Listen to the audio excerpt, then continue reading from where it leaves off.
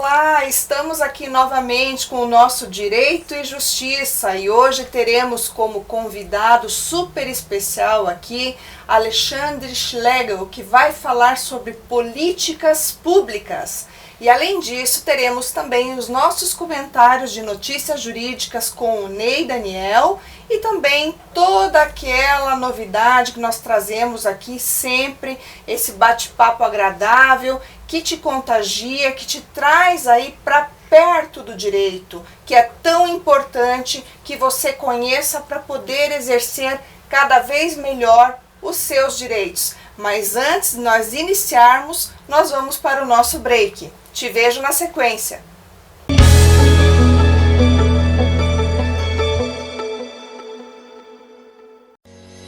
A Domínio Legal Soluções Imobiliárias é uma empresa que possui como objetivo social a gestão imobiliária, no que se inclui a regularização de imóveis.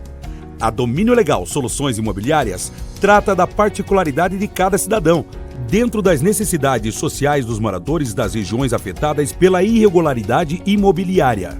Domínio Legal Soluções Imobiliárias.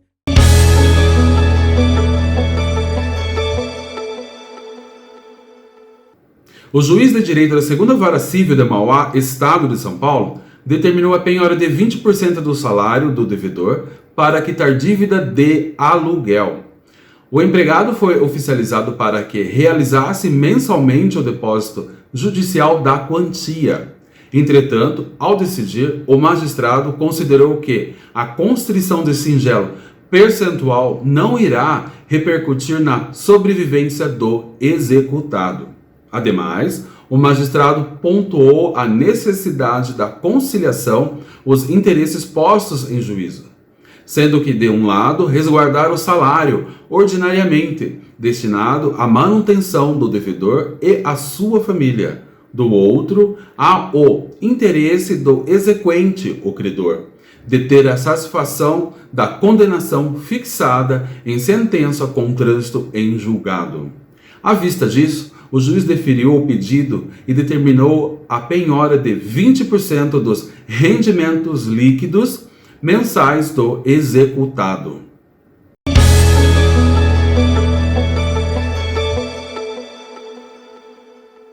Então estamos de volta aqui com o nosso Direito e Justiça após o nosso intervalo, também aqui com Dom Bonifácio, aqui aguardando a entrevista dessa semana com o Alexandre Schlegel. Alexandre, seja muito bem-vindo ao nosso Direito e Justiça. É uma grata satisfação tê-lo aqui. Eu que agradeço pelo convite e a possibilidade de trazer algum conhecimento dentro dessa área.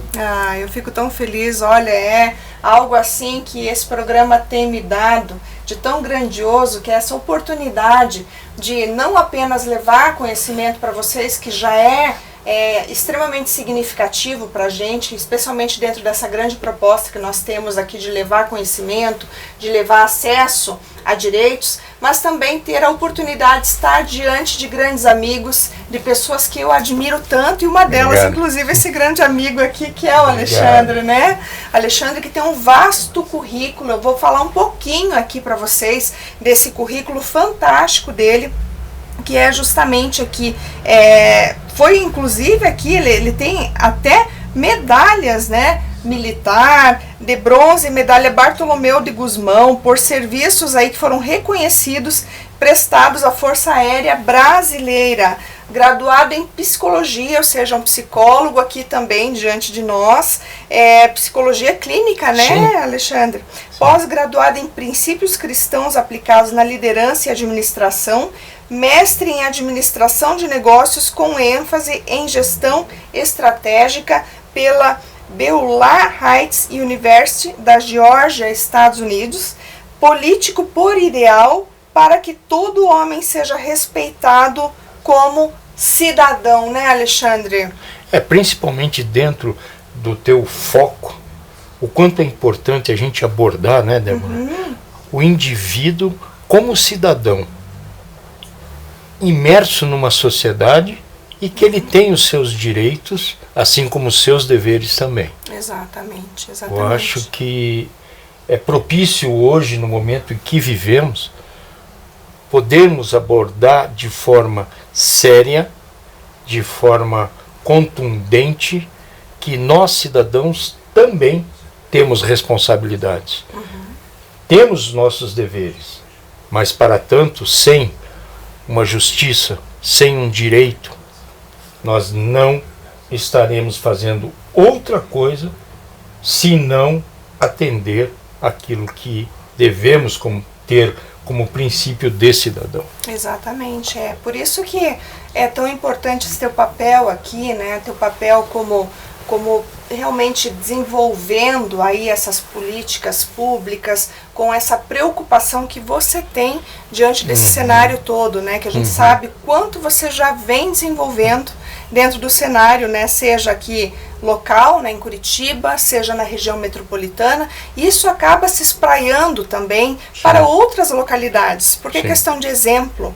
Você é um exemplo a ser seguido, uma pessoa que tem essa visão, né? Eu já chamaria até de visionário mesmo, né? Que tenta expandir, levar tantas possibilidades, não só aos grandes centros, mas essa integração que a gente precisa ter, né, com todos aqueles que circundam também os grandes centros urbanos, né? Para que se sintam parte. E outra vez até tive a oportunidade de conversar também com uma grande amiga que também veio nos dar a entrevista aqui, falando do direito à cidade, que não chega a ser, não se distancia, né, Alexandre? Não, de jeito nenhum. O que nós temos que pensar, né, Débora, é que o Tratado de Tordesilhas, em que limitava áreas, transcende do direito territorial. Eu acho que esta bandeira é uma bandeira que devemos levantar.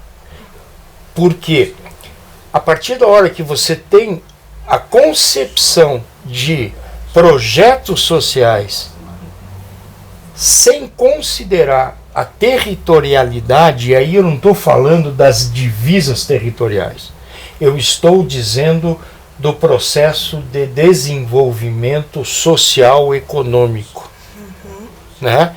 Um exemplo que eu gosto de usar muito, desde 2006, tá? Estudávamos e tentávamos projetar o desenvolvimento socioeconômico vinculado ao IDH. Então, todo o Vale do Ribeira, Sebrae, Universidade Federal do Paraná, as cozinhas comunitárias daquela época, levando algo para o seu desenvolvimento. Quantos anos se passaram? E nada foi feito. Então, esse assunto sempre me chamou a atenção.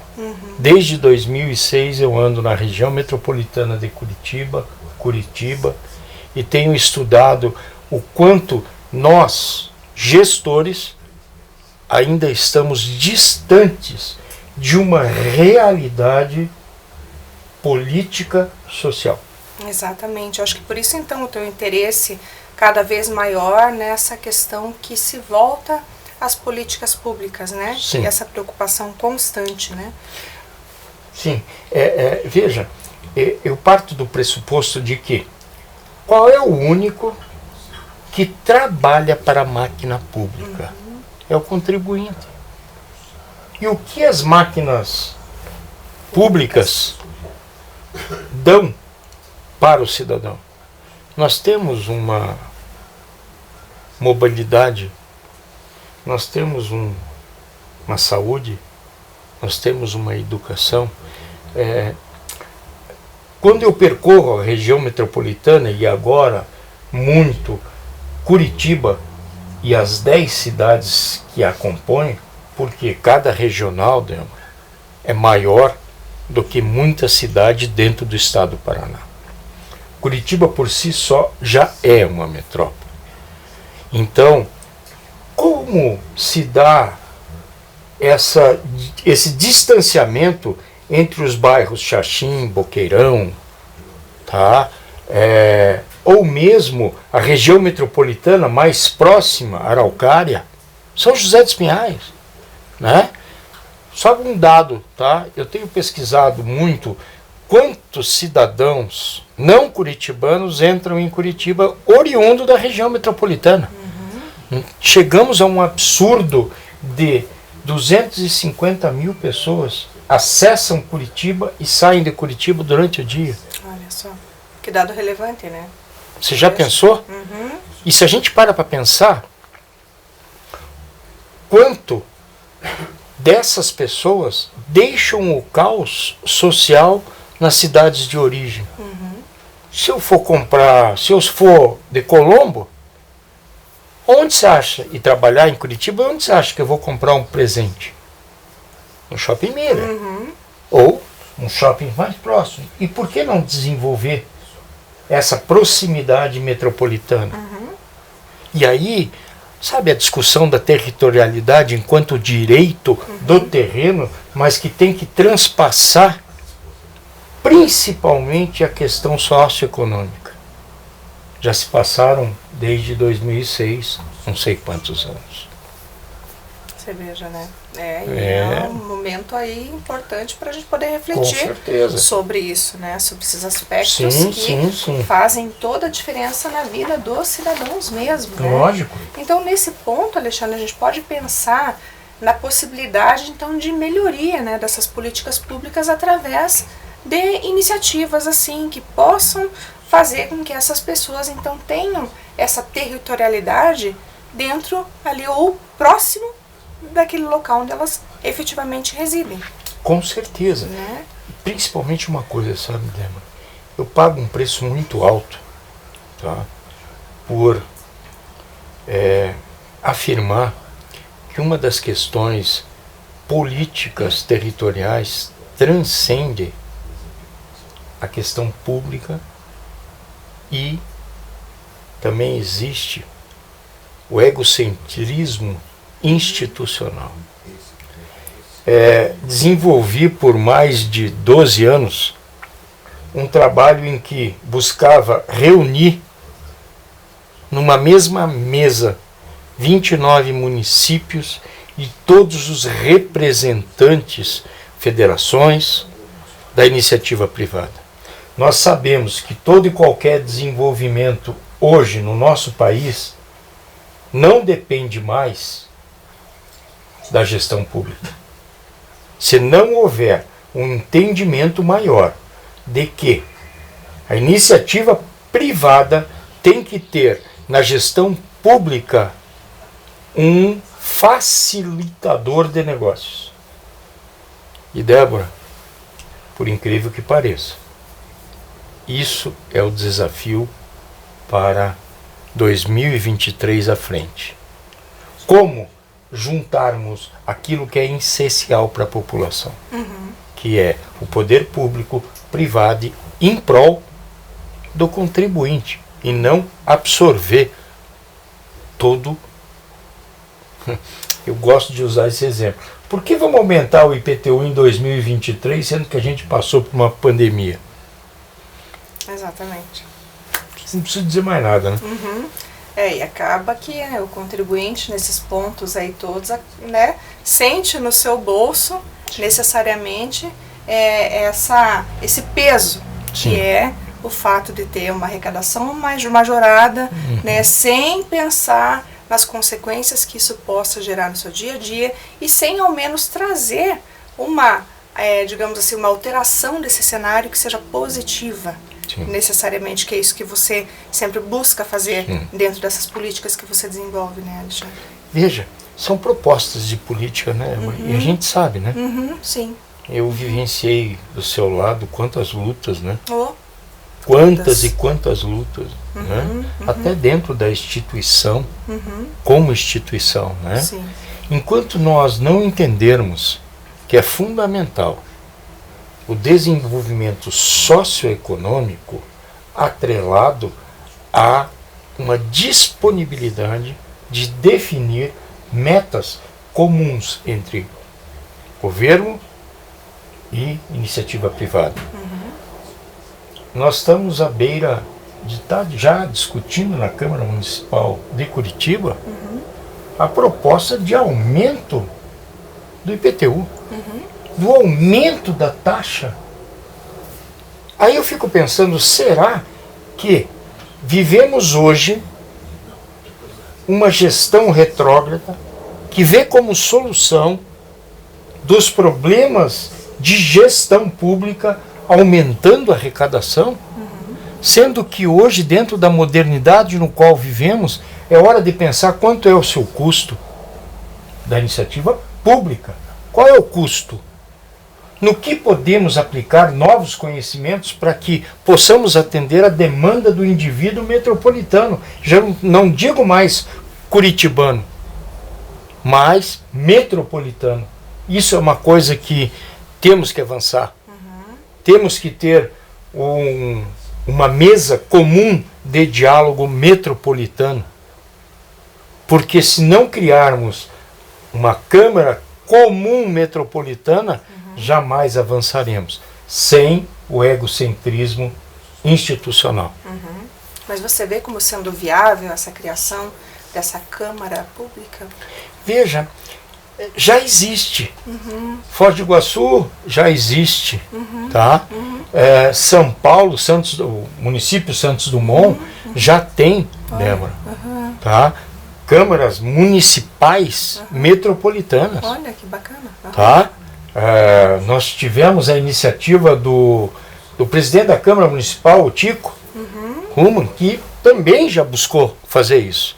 Mas como psicólogo clínico, eu posso te afirmar, o ego institucionalista e o egocentrista de muitas pessoas no poder dificulta o avanço das benfeitorias para os cidadãos metropolitanos. Mas já existe. Mas você imagina que essa questão ela está muito relacionada a determinados municípios, ou isso é generalizado, é institucionalizado? O que você acha sobre isso, Alexandre? Até não é nem achismo, né? Na verdade, sim, é uma constatação sua de estudioso que é, sim, enfim, pensador, gestor, inclusive, sim, né? Veja, entenda da seguinte forma: o que inspira os gestores públicos da região metropolitana? É a capital. Não é? Sim. Imagine se tivermos a transparência na condução de um desenvolvimento regional, e entendam que isso já é previsto. Já é previsto. E não é feito. E qual é a grande dificuldade, se não o egocentrismo que se choca com o interesse do poder? E o poder sempre vinculado ao poder financeiro. Né? O que vemos hoje não é muito diferente do que a nação vê hoje. Né? E contribuindo até com todo o desenvolvimento teu mesmo, sabe, Débora? O quanto é difícil, né, entendermos que uma justiça não transcende os direitos humanos. O respeito às leis estão esvaindo. E eu acho que é tão importante esse trabalho teu. Imagine, e eu quero cooperar a qualquer momento contigo, com a tua equipe, como podermos falar metropolitanamente, respeitando a territorialidade municipal de cada um que compõe hoje. Débora, a região metropolitana representa quase que mais de 30% do PIB do estado do Paraná. Exatamente. Né? Só São José dos Pinhais, acho que é o 27º, sim, se não me engano, do país. Exatamente. Você veja só, como é possível a região metropolitana de Curitiba não entendermos a importância do Vale do Ribeira? Fiquei anos lá, mas lá ainda temos avós com 27 anos de idade. E nós sabemos por quê. Sim, exatamente. Né? Como podemos contribuir para o desenvolvimento metropolitano? Como pegarmos a justiça, a economia e principalmente a destreza de despirmos o nosso ego em favor de todos. Falam tanto em sustentabilidade. Sustentabilidade sem altruísmo não é sustentabilidade. Exatamente, porque são valores que não tem como andar separadamente. Não. Né? Não. Ou você pensa no altruísmo realmente, se colocando no lugar do outro também com empatia, com solidariedade, Sim. ou você não consegue. Nenhuma Sim. delas vai ter o valor necessário, a aplicação necessária, né? Sim. Então eu acho que é um repensar.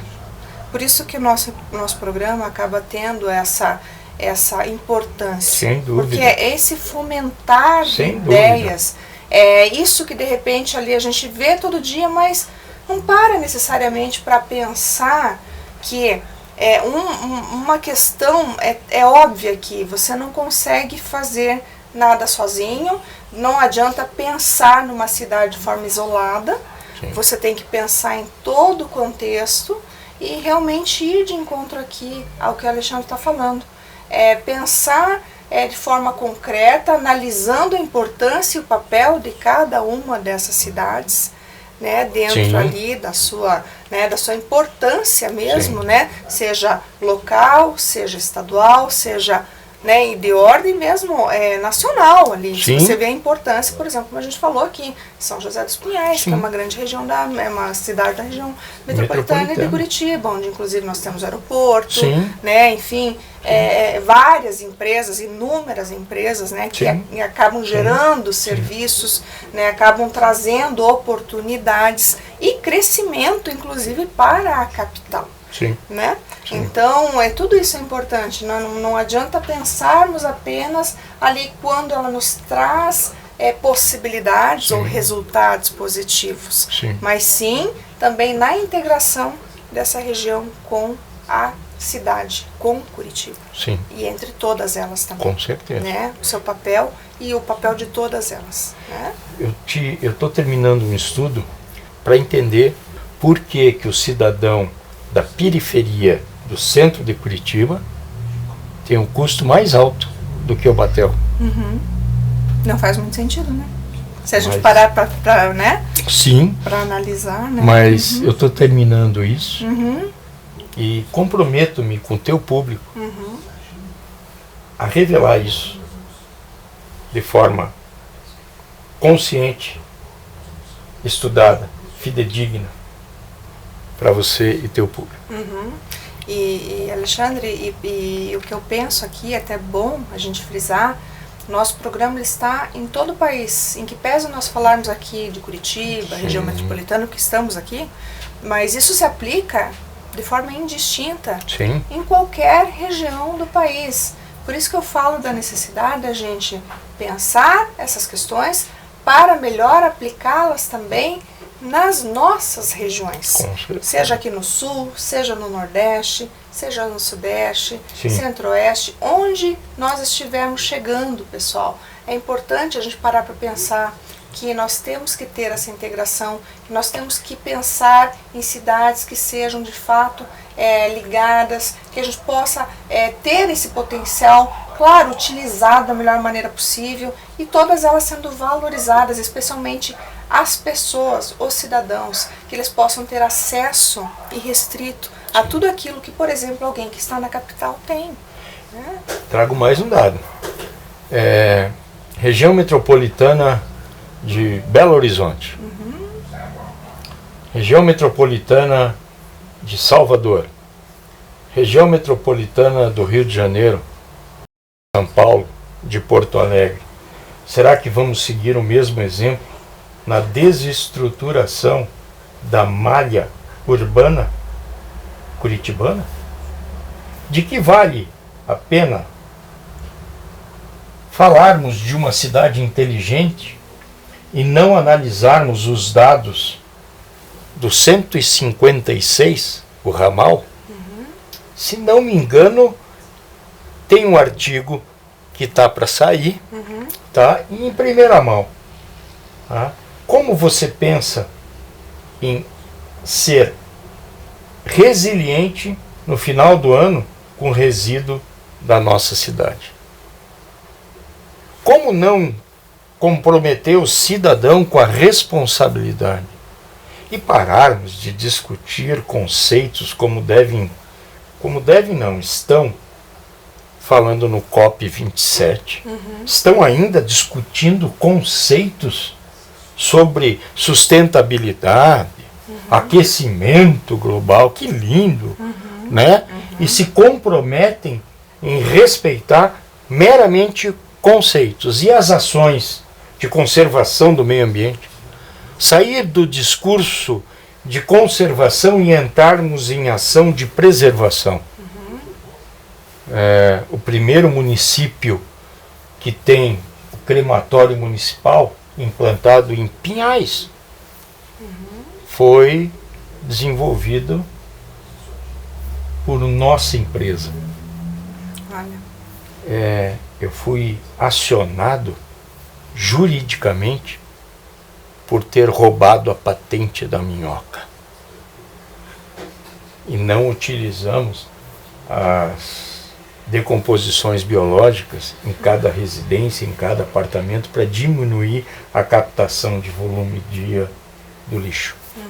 Porque ainda pessoas morrem soterradas, pessoas não, uma pessoa morre soterrada em Fazenda Rio Grande por uma falta de planejamento de acomodação de resíduo da região metropolitana de Curitiba. Quantas realidades ainda fogem sobre o discurso e não se fala em comprometimento dela. Por isso acho fundamental o teu trabalho, a tua divulgação, o teu canal, o teu programa, e conte sempre, sempre, sempre comigo. Fico feliz, Alexandre. Sabe? Porque você levanta uma bandeira que poucos têm coragem de levantar, que é enfrentar o sistema egocentrístico de seres humanos voltado com o único interesse ao poder econômico, e não com o seu próximo, com a sua cidade, com o seu bairro e com os seus vizinhos, não é? É isso aí. É isso que nos motiva, sabe, Alexandre? Quando a gente criou esse programa, o propósito era realmente, sabe, trazer a boa informação. Sim. Fazer com que aquele telespectador que está ali nos vendo, que está sentadinho, prestando atenção em tudo que nós estamos falando aqui, ele está realmente sedento por conhecimento, por verdade. Exatamente. Sabe? Eu nunca quis fazer mais do mesmo. Sim. Eu quis fazer algo diferente. Sim. Algo que as pessoas possam realmente sair daqui depois de terminar o programa, falar, puxa, eu aprendi alguma coisa, eu pude refletir sobre alguma coisa e realmente eu mudei a vida de alguém. Eu e o meu convidado, especialmente o meu convidado, porque ele está aqui para fazer isso, para fazer a diferença na sua vida, na tua vida, para que você consiga de fato saber como fazer, né? Com base em quê? Qual é a lei? Alguém está falando sobre aquele problema que você vive aí, a tua realidade. Isso para nós importa, porque você que está aí faz a diferença. Exatamente. É você que está aí que faz a diferença. Posso deixar? Claro, por favor. Acessem alexandreschlegel.com. São 5 colunas semanais sobre justiça não é igual a direito. Religião e política se fala. Em busca da criança é fundamental. Além do óbvio, pensando Curitiba e região metropolitana. Muito obrigado por todo esse carinho que eu tenho recebido, aproveitando, e mais uma vez me pondo a toda disposição para você, Débora. Muito obrigada, Alexandre. Agradeço. Mais uma vez nos despedimos de você, meu caro amigo, e claro, sempre te agradeço pela audiência, por estar conosco, por ser tão fiel aqui todas as semanas, por todas as mensagens carinhosas que nos enviam, e espero entrar na casa de vocês sempre para levar o melhor disso tudo que a gente faz aqui, que te aproxima cada vez mais do direito e também da justiça. Um grande abraço e até a próxima semana.